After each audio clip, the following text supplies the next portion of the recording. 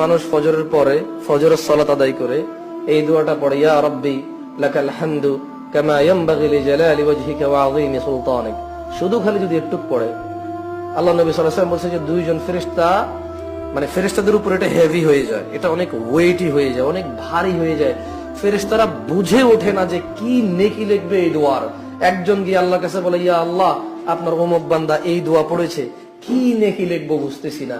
আর একজন, মানে যখন দুইজন ফেরেশতা যখন একজন আরেকজনের সাথে কি হয়, মানে তারা বুঝতেছে না তারা কি লিখবে, তখন তাদের একজন আল্লাহ সুবহানাহু ওয়া তাআলার কাছে বলে, ইয়া আল্লাহ, এর কি লিখবো। আরেকজনে পড়ে শোনায় আল্লাহকে যে আল্লাহ, আপনার এই বান্দা এই দোয়া পড়েছে, ইয়া রাব্বি লাকাল হামদু কামা ইয়ানবাগি লিজালালি ওয়াজহিকা ওয়া আযীমি সুলতানিক।